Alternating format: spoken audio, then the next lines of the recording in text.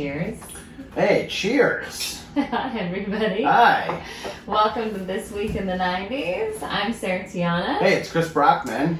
And it's 6. episode 6. Hey. You're looking at me like, do you know what to say next? You have. Have you done one of these before? Just no, fine. You're a rookie. Yeah. I'm so excited to talk to you about my week.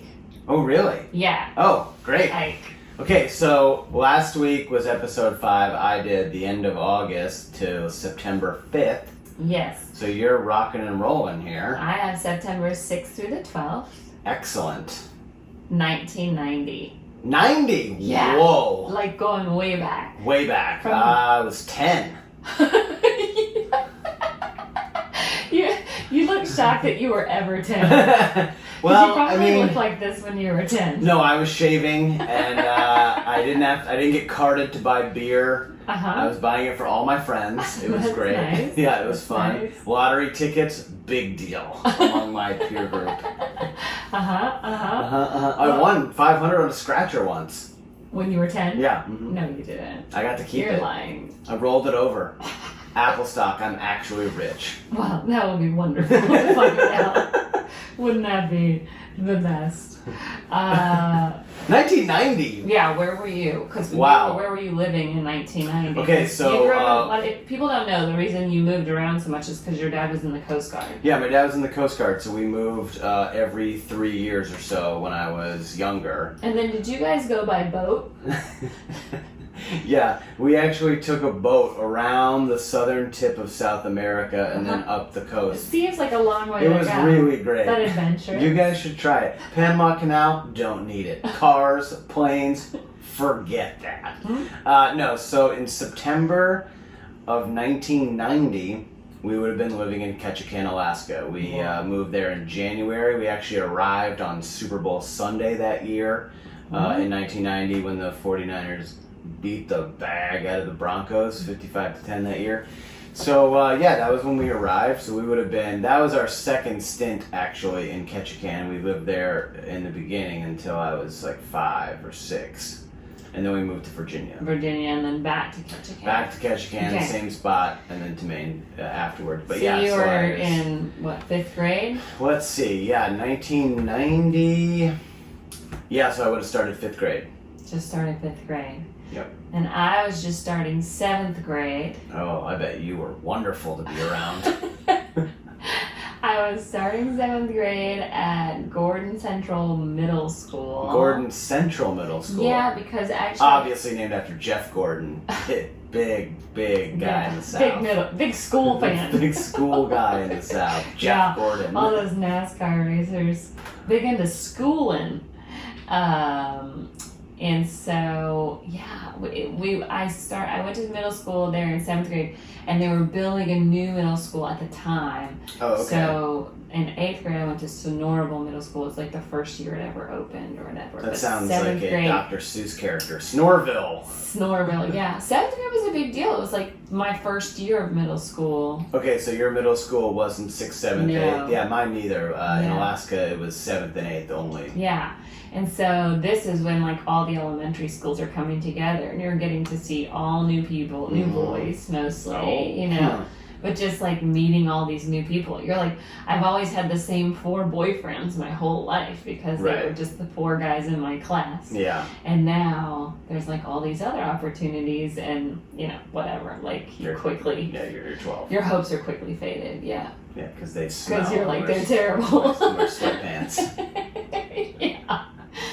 Yeah, like they all think they're gonna be professional athletes. I remember getting Yeah, of course. autographs I from still all do. of them. Yeah, I think I used to have the autographs still, like a couple of them, and one of them did go in the NFL. When they're like, oh, you better keep this. I'm going to be famous Yeah. someday. Mm-hmm. Oh, I think that was around the time when I really perfected my autograph.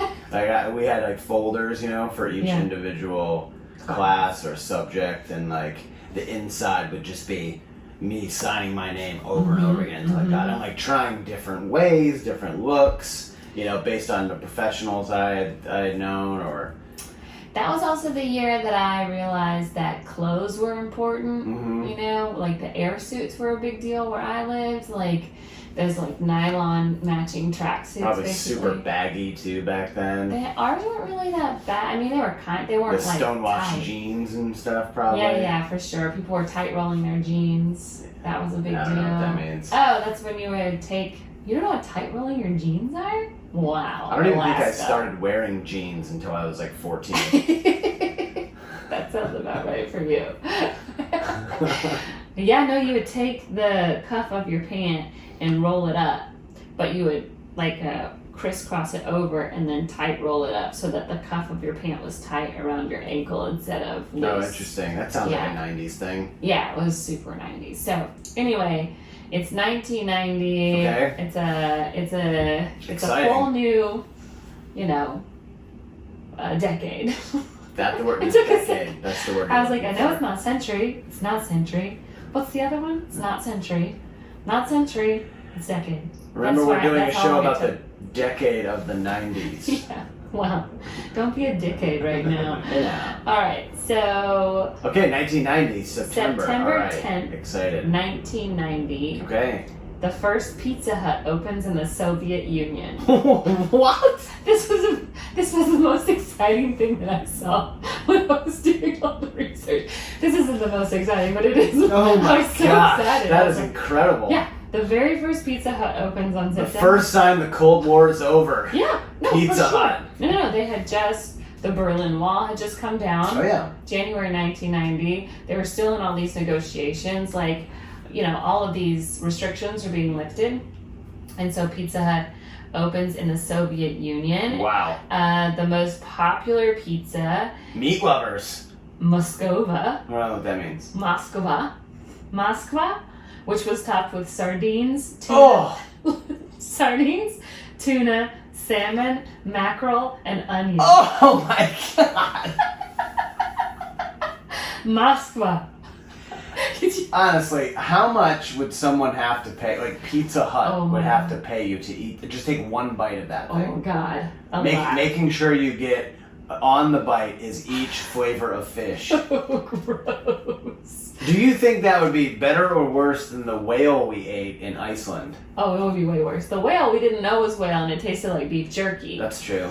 So this. I was right. That is a meat lovers, but that is a It's fish lovers. pescator, Yeah, however that word is. pescalovers. Yeah. Oh my god. Yeah. That sounds disgusting. That should be like torture at Guantanamo Bay. Like you have to eat this pizza and listen to corn. Corn would be way better on the pizza than fish. No, I mean listen to the I know band Corn. I know what you mean. It just made me think of corn. Oh my god. Yeah. That is disgusting. Moskva. Pizza Hut comes. That's the most popular? Like how did you find that? I did all this research. I mean, I saw- understand, but like, is there a special like pizza toppings of Russia.com? Well, yeah, there are all these articles about it opening. Oh, And I do deep dives. Okay, I know Clearly. you just read the Wikipedia page that's for it. 2 That's minutes. enough for me, and then I could make up stories about it. So Pizza Hut coming to Moscow was called Pizza Stroika. Yeah, Love it. Pizza Stroika. All right. And it did so well, serving almost 20,000 customers a week, that at the time it was the largest pizza kitchen in the world. Was it in Moscow? It was in Moscow, yeah. And so the next day on September... Do you think that, what do you think the Moscow version of the Pizza Hut book it was? Remember when you were kids and you had to read a certain number of books and you got that little button and then you got a little personal pan pizza afterwards? Imagine the books that you would have to read. Like, there's probably a book inside another book inside another book. Why Stalin was the greatest human on earth. Yeah. I mean, all the lines you could, Stop Stalin, give me my pizza. I mean, I need another one of those. What was it called? Moskvas. Moskva. I need 14 personal Moskvas. I think- Easy on the anchovies. Imagine waiting in line for bread and starving during the Cold War, and then a pizza opens, and you're like, what the fuck? Has this been happening in America the whole time? Gosh. Yeah. Interesting. Wow, we were a big Pizza Hut family. Yeah. I was going to get into the Book It program, yeah. Oh, sure. That was our favorite, I don't know what you want to call it, if it's fast food or like It was a sit-down restaurant in sit our down. town. Yeah, same with us. You know, they had the cool red like plastic the red cup cups with Coca-Cola written on the side. And the little like dot ice that was so good. And ours, the ones that we would always go to, had a jukebox, which was amazing. Those lamps that would come down and like over the table. We loved pizza. We always got Meat Lovers deep dish, and you know, it was so greasy. Always tasted good the next day. And also sometimes if we were really good, we would go to the buffet, and it was like $5 all you can eat lunch buffet. That was only at lunch. Only at lunch. It was like an hour and a half. You had to catch that window. Yeah. And man, Pizza Hut. So many great nights for the Brockman family at Pizza Hut. Always after softball games or after softball or like it was like our big night out as a family. We would go to Pizza Hut. But remember, they also invented the personal pan, like the mini pizza. Yeah, so when you were a kid, you could have your very own pizza. It was such a big deal. Like, oh, I can get whatever toppings I want on here. I don't have to just have what my mom. My dad loved Supreme. That was his. Like we were Meat Lovers, and he was Supreme. We always got pepperoni, and my dad to this day still calls it pizza. My dad has an N in it. Pizza. Pizza and pinches. That sounds right. Yeah, it sounds like my dad, but. It was amazing. It was amazing. Pizza was Parmesan amazing. And the pepper on the table. Oh my goodness. You just and I was go nuts. like loaded up. Like it was literally like it snowed on my pizza. They would bring you a pitcher of soda. Mm-hmm. Yeah. The pitchers. Yeah. I mean, my dad would get a pitcher of beer, and we'd get a pitcher of soda. Oh. And that was like before the soda fountain existed for anybody to use. Sure. You know. But Pizza Huts, I don't even think you can sit down and eat in them anymore, right? Do they still have those? Most of them no, but like the ones in other countries. So on September 11th, 1990, the first Pizza Hut opened in Beijing, China. And to this day, it is like you have to have a reservation to go. Like it is, even now? Even now, like it's like a big deal. Let's go. What are we doing this weekend? It's Labor Day. Let's go to. They have a full menu. You know, it's like, well, I don't know if you can sit down and eat inside in a restaurant in China right now. Probably they're doing better than us. Yeah, they're doing way better than us. But they had to import their cheese because nobody eats cheese in China. They like most of their economies never existed with cheese or dairy or anything like that. So they had to import the cheese. The pizzas were about $4.60, which was 1/6 the salary that most Chinese people made. Wow. So they really wanted to save for the whole year and go to Pizza Hut. Which, you know, they take reservations and could make that plan if that's what you really wanted. Amazing. So currently, it's a very trendy restaurant. Need reservations. Chinese Pizza Huts are twice as profitable as Pizza Huts in the U.S., and they offer an expanded menu that includes octopus and quail eggs. Like on your pizza? Or just on the side, or just like, I think it's not just pizza that they serve. I think it's like a whole restaurant. Would you rather eat that Russian fish pizza or the Chinese quail eggs and what was it, octopus? What do you think? I'd rather have quail eggs and octopus. Wow. Yeah. I don't know about that. Oh, then mackerel and sardines and tuna and salmon and onion. Like, onion is probably the deal breaker for you. I'm gonna vomit. I got really my vomit right I bet all the other fish you're fine with, but then I said onion and you're like, get that onion out Chris of here. Blackman does not like onion in anything. Cooked onions, gross. I know. Any onions, really. Here, this is like, this. So then I did some research on Pizza Hut. It was started by, this is like fun facts, so this is like stuff you can tell at the water cooler at your work or whatever. If you're still going to work. Fun facts you can say on your work. I'm going to give you cool things to talk about to your friends when you actually get to talk to someone in person or whenever you want. That's going to be like my goal for this podcast from now on. Stuff that I can't believe I know, and now I can't wait to tell everybody. Pizza Hut was started by two brothers who were in college at Wichita State University. Okay. It became a franchise immediately because their friend Dick Hauser wanted to get out of his insurance job. Of course. I mean, how many Dick Hausers do you know? When you're Dick Hauser, you have to sell insurance. Dick Hauser sounds like the name of a female porn star. Just female porn star? Oh, she got it. And so apparently this guy was like such a good salesman. Like he immediately helped it franchise, and like he was good at talking people into things. And apparently one of his best managers put in their notice, and so he went to go convince him to stay. That man was Bill Parcells.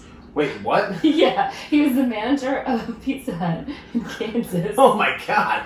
And he was leaving to take his first coaching job at a small Nebraska college. So Dick Hauser is like, Bill, no. Bill. You know how much money you can make as a manager at a Pizza Hut? You know, Bill, I don't think this football thing is going to work out for Listen, you need a backup plan. You need a backup sir. plan, and that is Pizza Hut. Yeah, it is not real life. We have Book It. You're not wanna playing really help- foosball. If you want to really help kids, you need to stay the manager of my And Pizza teach Hut. them to read and enter my Book It program. Yeah. So To hell with your 4-3 defense. he later admitted he was wrong to try to convince him to stay, but he said he still would have made a lot of money at Pizza Hut. Congratulations to Dick Hauser for like having enough, you know, self-respect to be like, okay, my bad. My bad. Shouldn't have talked Bill Parcells out of that I one. wonder how long it took him to admit he was wrong. Like how many years? At least 15 years, I would right? say How many up years? until Bill got his Hall of Fame bust. Dick Hauser. Bill Parcells is giving his speech in Canton, and Dick Hauser was home thinking, all right, fine, he made the right move. All right. I can see why I'm not invited. I concede. You win, Parcells. So, Oh my god. isn't that amazing? That's incredible. Isn't that great?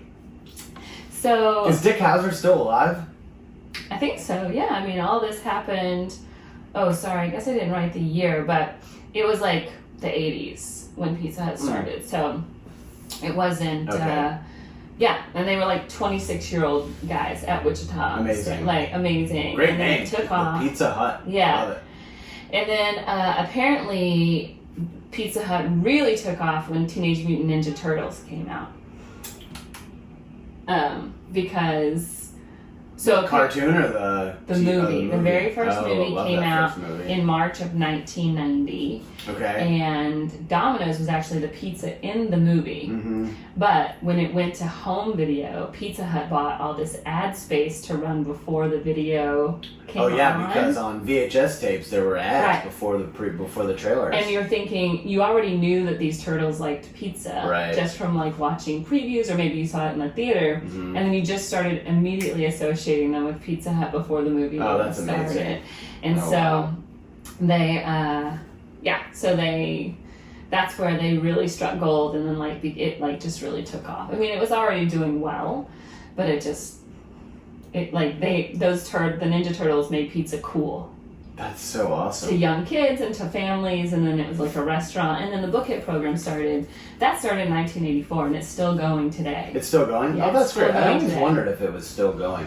And, you know, Pizza Hut was also kind of like McDonald's in a way where, like, they gave out toys and stuff. I remember those Land Before Time movies? Oh, God. They used to have the stuffed animals there, and, like, I forget what other movies, though, but they would always team up with Pizza Hut, and if you got personal pan pizzas, they would give these little toys away to the kids. I remember the Final Four was always hooked up with Pizza Hut, and they would give away, like, rubber basketballs, and so we would go and get free basketballs at Pizza Hut. Like, I had a bunch of those. Like, Pizza Hut was the best. Like, something kids today, add it to the list. Add it to the list. Free pornography. What else is on the list? The kids will never. We should just change like, this podcast to kids today. Free music, like all the stuff we had to go through back in the day. Yeah. They'll never really appreciate how great Pizza Hut was. Man, it was just so much fun, and like I can remember like working so hard to read so many books. Oh my goodness, just so I it could was get the a free biggest pizza, deal ever. You know? It was, My mom probably still has all those buttons at my house. Oh yeah, the button was a big deal. The button was a big deal. I It was remember our big, class purple, won a and you pizza- wanted the gold stars to get your Yeah. free pizza. We won a pizza party at our school. My class did. I don't remember what grade it was. It was probably elementary school. I think now they've abolished the pizza party thing. I think I read that. I can't. Because it's not healthy. It's like It's yes, it is. It was like something with like That's those so annoying dumb. moms that like were just like get we over don't want yourself. to have to reward them for reading by getting to eat something like that. You know. That's so insane. I know, Like, it's the worst. get over yourself.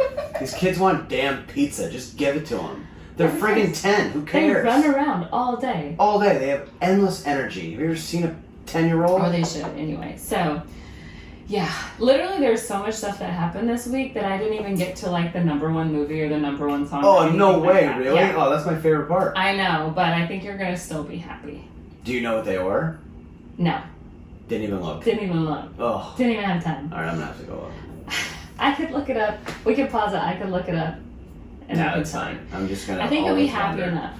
Okay. I'm just gonna have to redo this week next year so I can figure out what the movie was. Alright. Something else happened on September 10th, 1990. Okay, is it better than Pizza Hut? Because that was pretty good. It's pretty cool. 19-year-old Pete Sampras beats Andre Agassi to win the U.S. Open tennis Oh, dang. tournament. Was that his first U.S. Open win? Yes. That's awesome. 19 years old. And Agassi had the big crazy hair and the Nike Just Do It, which we later learned was a weave. Like, it wasn't even real. Oh, really? I didn't read that. Oh, yeah. Oh, man. It was in his book. He talked about how all the hair and stuff was fake. Oh, wow. That's amazing. Yeah. Good for him. Oh, yeah. I mean, he was living up. Remember, his whole thing was image is everything.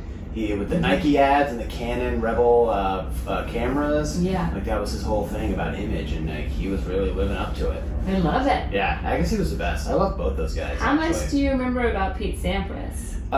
Pete Sampras was one of my favorite tennis players when I was a for kid. sure. Yeah, I loved him. I loved Boris Becker for some reason. I'm sure you love him now because he's married to Bridget Wilson. Well, he married Veronica Vaughn. So hot. Want to touch the honey. Oh. Yeah, that was the best. I love Pete Sampras. I actually I worked at the U.S. Open one year in 2003. Oh, wow. Yeah, I got paid to just hang out, pretty much. It was kind of awesome. Our friend Parker, who we referenced last week about thinking he could score in an NBA game, Yeah. he worked the U.S. Open in 2002 for USA Network, and he kind of gave them my name, and I wasn't doing anything. Was this when you were living in New York? Because you were... No, this was... So this was 2003. Oh, so it was right after you graduated Syracuse. Yeah, so this was the year after. I wasn't really doing anything. Mm-hmm. And I stayed with a friend in Queens and worked there for like 15 days. Basically, I get paid to just walk around with the camera crew who was like doing all the stuff outside, and the reporter Michael Barkan. Like, I was the liaison between the camera crew and like his assistant. So if he was doing some weird shoot on some random court, she would like, actually we had the Nextel, so it was like doo-doo, and she would like doo-doo me, and then I'd be like, okay, cool, all right, we got to get over here in 10 minutes, and blah blah blah, and then we would mosey on over. But I mean, I didn't really do much. Yeah. It was cool. Like, the coolest thing that year was like, I was probably this far away from Anna Kournikova, which is pretty awesome. And like, I think Minnie Driver was dating one of the players then, so I saw her on one of the courts. And then I would like, after hour, I would like stay and like watch some of the matches if it was like super late at night. But it was so fun. But one of the first nights we were there, Pete Sampras retired, and they had this big ceremony on center court, and Alec Baldwin like did the intro and everything, and I was standing in the tunnel for it the whole time. And so, because my camera guy was like on the court, and like his utilities were with him, and so I was just like, where do I go? Like, I'm just gonna stand there. I'm just standing in the hallway, and then everyone walks by me. Alec Baldwin, Pete, Bridget, Boris Becker, Jim Courier, John McEnroe, all these guys, because I was a huge tennis fan growing up, and they all just walked by me, and I'm just like, whoa, this is awesome. This is pretty cool. That was like my real first time kind of like seeing some big time celebrities in person. Are you sure it's 2003? Because it That was says he 2003. retired in 2002 after he beat Agassi in the Open final. Yeah, and then they had his ceremony the next year. Okay. He wasn't competing. Yeah, he wasn't competing. But I don't really remember much from that 1990 match. That probably put Pete on the map, though, I imagine. Yes, so Being put him on the 19. map because he turned pro when he was 16. Yeah. At the start of 1998, when he turned pro, he was ranked 893rd, and at the end of the year, he was ranked number 97. Wow. He's 16. The French Open is the only Grand Slam title he's never won. Yep. He is 7-0 in Wimbledon finals. Yep. His older sister Stella is the women's tennis coach at UCLA. Stella. Right here at That's UCLA. He's married to Bridget Wilson. They have 2 kids, and he retired in 2002. So Yeah, I love Pete. It's the only kind of blip on his career is never having won the French. I mean, you could say, you know, Roger and and Rafa have kind of like passed him now in terms of the all-time great. But there was a brief moment in time where Pete was the greatest tennis player in the world. Pistol Pete, wasn't he like called Pistol Pete because of his serve? His was serve like was so insane. amazing, yeah. And like his second serve, he was great. Such a great grass player and hardcourt player. But that's why the rivalry between him and Agassi was so great, because Sampras was at the time the greatest server, and Andre Agassi was the best returner. The greatest returner. And so they're head-to-head battles. But I think Sampras won 20 of 34 against Andre. Yeah, so he's it was pretty awesome that they kind of started their career going head-to-head, and then Andre kind of faded away. He really flamed out, and then as he got older, he made a huge comeback. Yeah. And it was nice to see them kind of rekindle that. And he coached Djokovic for like a year, and then they just like butted heads too much. So like in 2017, I think that he was coaching him. Yeah. And it's so funny, like come full circle out here every once in a while. Well, we had played every year up until this past year. Rich and I play in this charity golf tournament for the Red Cross, and I think 2 years ago, one of our playing partners was Pete Sampras. Oh wow, so cool. Yeah, it was pretty awesome.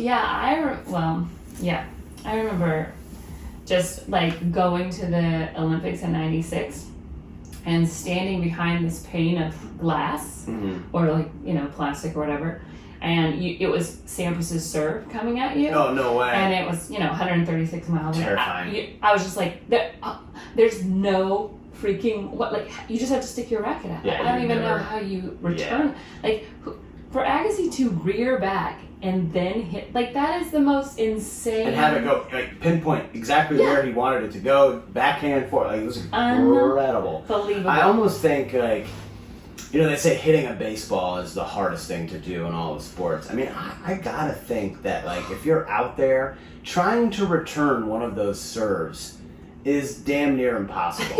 Like just for the average person, I would have a much better chance just throwing my bat out and ticking a fastball at 100, at 95 miles an hour than I ever would to like trying to return one of these 130 mile an hour serves. That you're actually admitting that you wouldn't be able to return. Oh, I mean, I'm an amazing tennis player. I mean, my second serve is to be reckoned.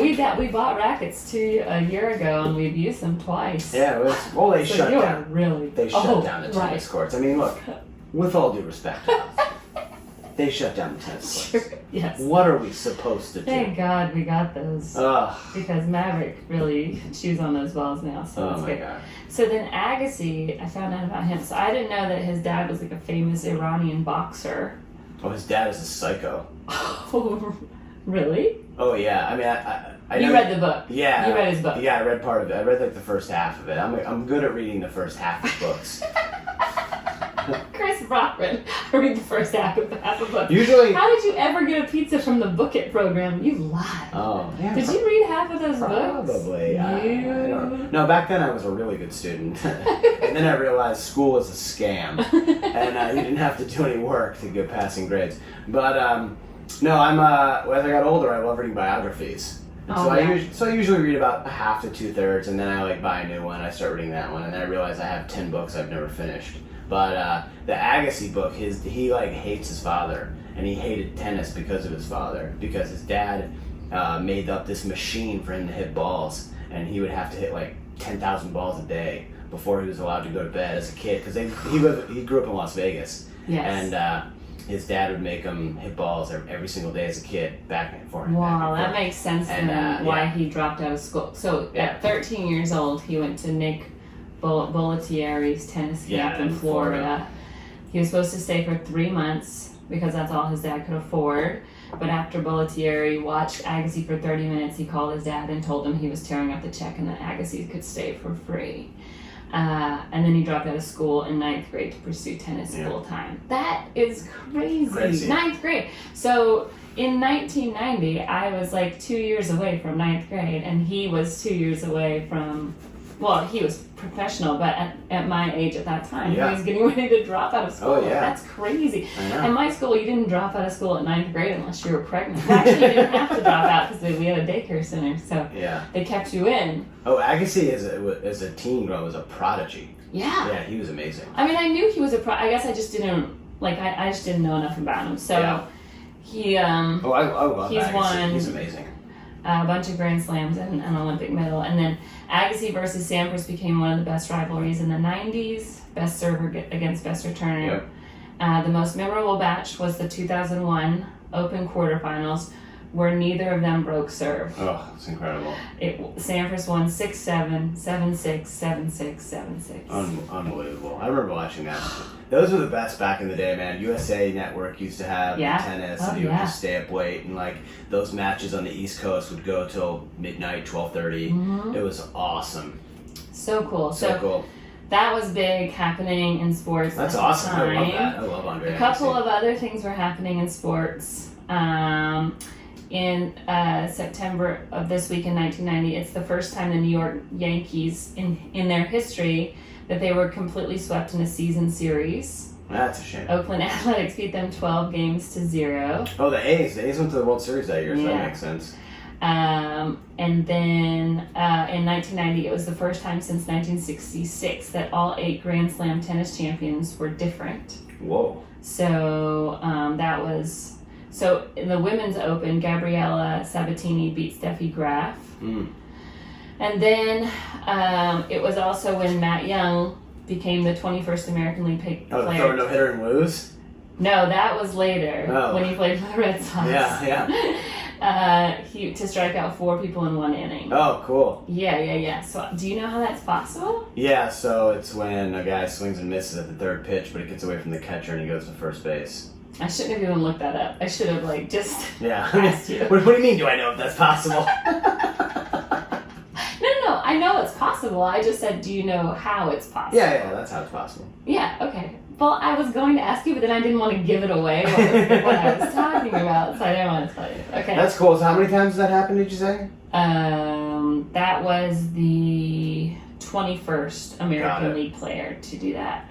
And then he later made history with the Red Sox to be the only pitcher to throw a no-hitter and lose. Of course, that guy, I remember him. It's like bowling a 301. I bowled a 301. You can't bowl a 300 and lose. Nice. But Okay.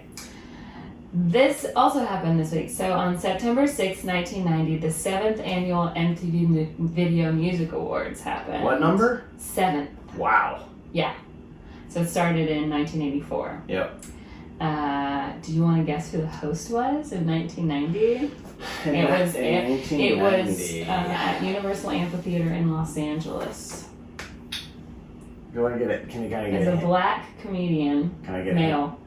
A black comedian male? Mm-hmm. I mean, I wish it was Eddie Murphy, but there's no chance. Close. They're friends. Who is it? Arsenio Hall. Oh, nice. Yeah. So he's so funny. The best. So he hosted, and the nicest, the Video Music Awards, which, like, all this stuff is happening as we speak anyway. Oh, yeah. You know, in current times. So it's, like, kind of cool to see that, like, 30 years later, this is all still happening around the same time of year. Yeah. Because US Open is going on right now. Oh, right, and the Video Music Awards were last week. So it's, like, it's kind of cool that these all always happen at the same time. So, and at the 7th annual MTV Video Music Awards, the VMAs, Madonna was the most nominated artist. I was just going to say, it seems like Madonna should have dominated. She had 9 nominations for Vogue. Do you remember that performance? I can remember that performance. Strike a pose. There's nothing to it. On the VMAs. Did you watch them that year? No chance. Why? No chance I watched that. I was 10. So? Baseball was on. Like, when I was 10 years old, literally the only thing that mattered in the world was baseball. Okay. Well, she dressed up like Marie Antoinette in this like giant. Oh yeah, okay, I remember that. And it was like a really big deal, and yeah. And it was huge. It was like 15 feet wide or something. Yeah. There were like all these backup dancers. Yeah. Like she had this corset with her chi-chis out, and she was just like I remember all that. Showing everything. I definitely didn't watch it, but I remember it. So she was nominated 9 times for Vogue. Aerosmith's Janie Got a Gun. Oh wow. Had 8 nominations, but Sinead O'Connor took home the most, 3. Nothing Compares. Yes. That's a Prince song. Is it? I think Prince wrote that. Yeah. Oh, maybe. Yeah, he did. Yeah. And then MC Hammer took home Best Rap Video and Best Dance Video for You Can't Touch This. Oh man, my mom surprised me one day and got that cassette. Oh really? Oh my gosh, nice. yeah. I like came home one day and it was like in the cassette player, like the stereo, and it was great. Wore it out, loved it. And Hammer pants are back in style. We bought Hammer. I made her get me Hammer pants. It was awesome. That was the best. Hammer pants and LA Gear shoes. Oh, nice. That was where it was. Did you also wear a vest without a shirt? Let me think about that. I'm sure she's got pictures, but I distinctly remember the Hammer pants and these LA Gear shoes I had. It was a giant puffy tongue, and they were black and neon yellow, and that double laces. Oh. You gotta get a picture of those. You gotta have your mom. Yeah, I distinctly remember. Tell your mom to stop going to Larry's pub and get you a picture of your LA Gear shoes in Ketchikan. My next fantasy team name is Larry's Pub. So, a little bit of fun stuff about MTV because I had to look it up because I was like, oh, I don't know enough about it. I don't remember a lot. I mean, I remember watching it all the time, but I don't remember how it started. Kurt Loder. Oh yeah. The remote control. That was later, but or maybe that was he was later. there from the 80s, beginning, I think. That was 80s. So now they're not called the Moon Men anymore. They're called Moon Person. No way. Yes. As of 2017. Come on. They are the Moon Person. That's the worst. I hope all these stupid soccer moms at home are happy that they've ruined everything that we love. They will never be happy. That's the point. The awards aren't as popular anymore. Apparently, people trace it back to 2014 when Drake just didn't even show up to get his awards, but some people say it was earlier than that, 2006, when they stopped playing music and started playing reality shows. Yeah, they don't play music anymore. I mean, TRL was the greatest show of all time. Oh, yeah. The best. Yeah. New MTV Raps, Remote Control, TRL, those were the glory days. The glory days for sure. So, it was started in 1981 by Robert Pittman. This is MTV. Okay. He was a 27-year-old VP. 27. Genius. At Warner Amex. So he just basically had this idea he just would put an all-music channel. Yeah. And 81, they would get all the programming for free because the labels would send them the videos for free. That's the super early days of cable TV. Super early, and they were basically trying to just hit this target market of 18 to 34 or whatever, these young boys 14 to 35, and basically it was a place for pimple ads and beer commercials to run simultaneously. And so he talked Warner into investing $30 million into MTV. 4 years later, they sold it to Viacom for $550 million. Man, I hope that guy got paid. I'm sure he did. As of 2015, it was worth $6.5 billion. I don't know anybody who still watches it, though, do you? I mean, I guess we're not the demo, really, for MTV anymore, but No, but I just remember when a video came out. Because my gosh, when I first moved to LA, I was in an NSYNC pop video. Of course, Dirty Pop. Yeah, Wayne Isham was the director, and he was the guy that did all the great music videos. He did Britney Spears video. These are $30 million music videos. I mean, they were insanely. I remember that they had a whole show making of the video. It was almost better than the video itself. You watch this hour behind the scenes thing of how the video gets made. It was so awesome. We were there for 18 hours straight one day. Oh. And they got an in and out truck, and then we were okay, I will stay longer. And you probably got paid $75 for the whole day. For music videos, you didn't get overtime. You got a flat rate. It was different than a TV show or a movie. Right. You know what I mean? And I remember also he gave everybody this crazy speech. This is film. You moved to LA to be in film. We're making film. And we were all just this is the Dirty Pop video, bro. Yeah. They were just marionettes a couple months ago. So and then is that the one with the strings? Which one is that one? No, Dirty Pop was was different. That was they were all just I don't know. There was all this neon colors and dancing on these spinning circles and stuff like that. They weren't the toys, like the No. one That with was where they Bye would, Bye Bye. Got it. So anyway, we heard like this like beatboxing on the microphone, and we were just assumed it was like a track, and it was just Justin Timberlake just like screwing freestyling around. live, and we were all like, what the like it was insane. I never heard anybody beatbox live like that, even though like I grew up in Atlanta. I think I heard it way more, but I think I never realized people were doing it live. I thought it was just like something that on a keyboard that you would press, that was like something engineered. I didn't know anybody could do that with their mouth. I can't do it. Insane. So that was like my first foray into like just like that whole music video and like that monstrosity of like music videos were such a big deal in the late 90s. Such a big deal. Early 2000s. Oh yeah, when there was gonna be a premiere of a video, it was like huge. a movie premiere. It was like, oh, I gotta be at my house at 6 o'clock because TRL is showing, you know, the new so-and-so video.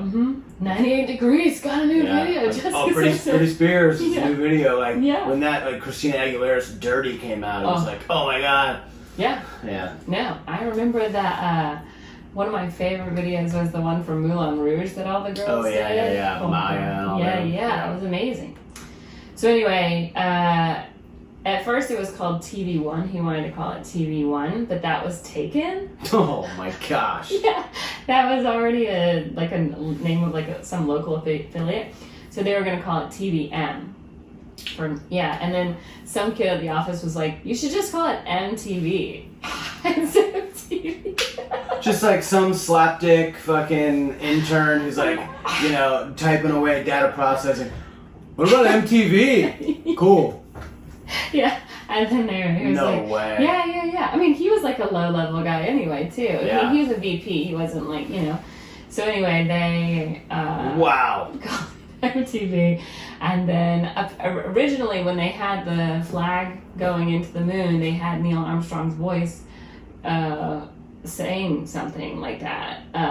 Like they just used the actual footage from the movie or whatever.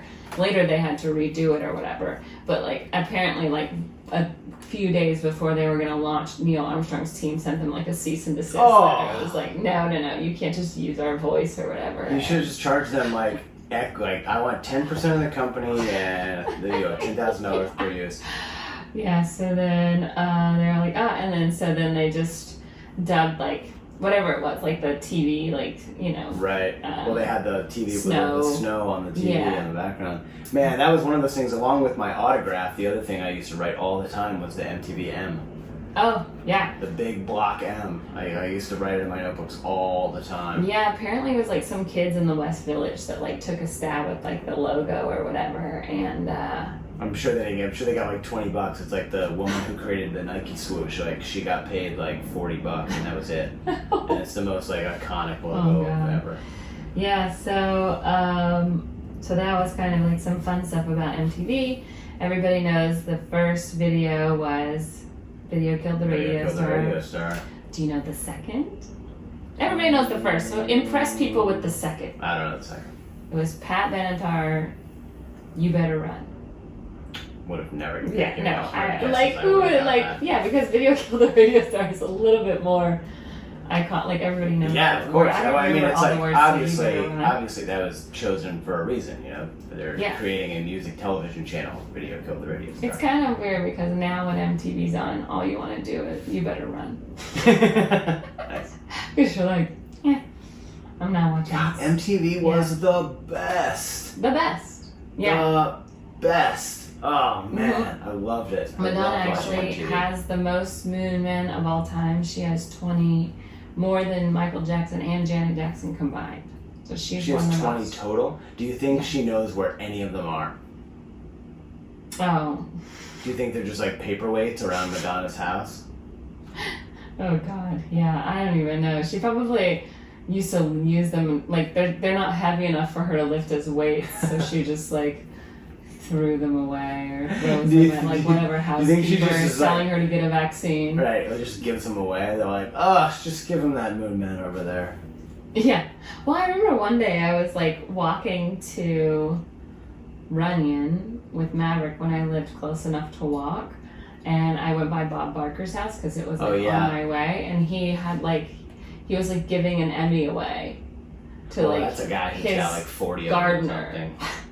And I was like, there were like 3 on the ledge. Like you don't just like walk past Emmys and be like, oh, that's normal or whatever. I just see him in his driveway, and he's giving the gardener an Emmy.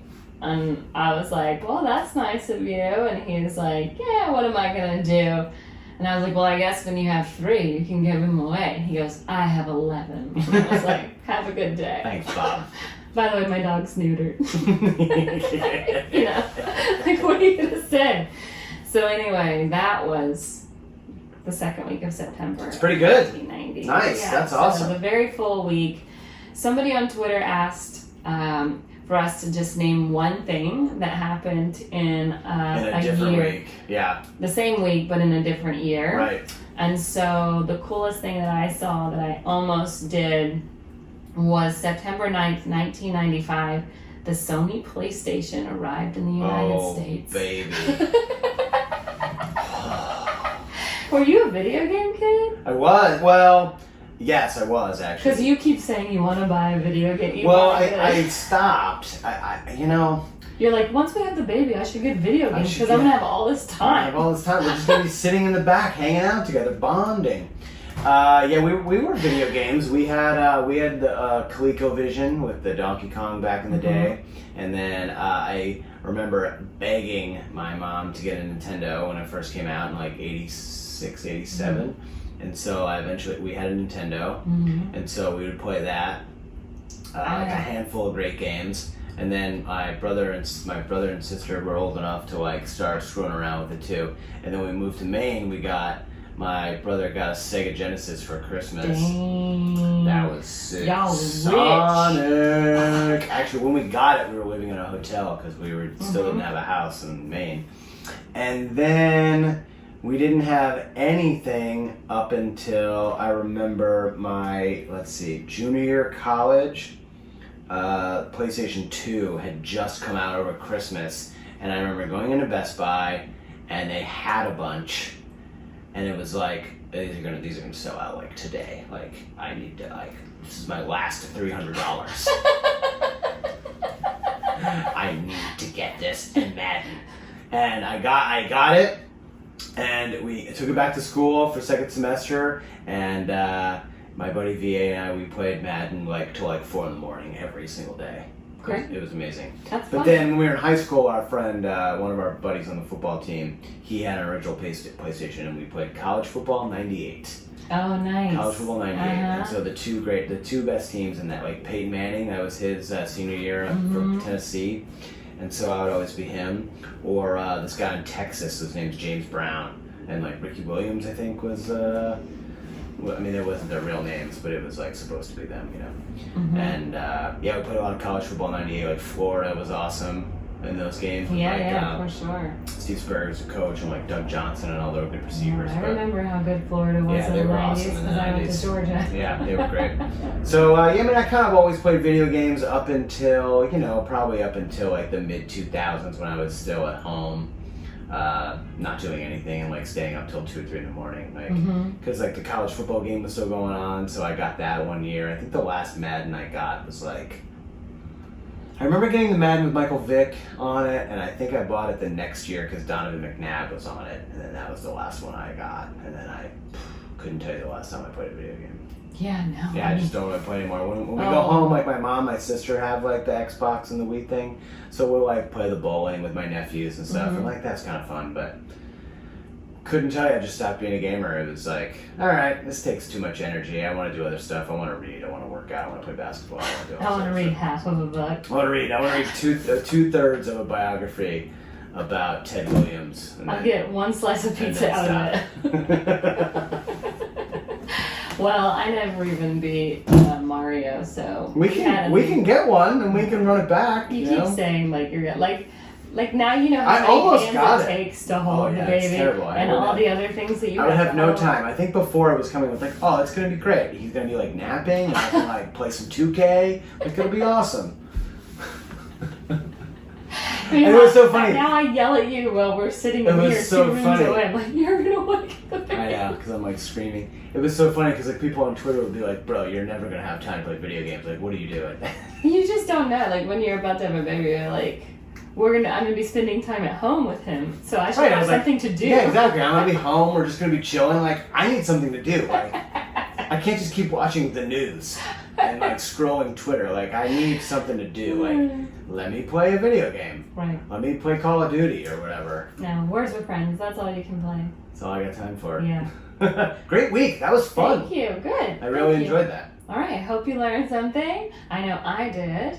Thank you for letting me talk about pizza and the VMAs. Is there pizza around? And the U.S. Open. I know. It does make me I hungry. didn't think there are any. Okay, so hit us up on all the socials at Week in the 90s Pod.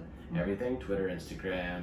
You can email us and check us out on YouTube. Yeah, any other suggestions that you want to hear, let us know. And we'll try to comply if it fits into what we can do. This has been super fun. We're pretty open. Super fun. Great job. Thank you. All right, we'll see you next week.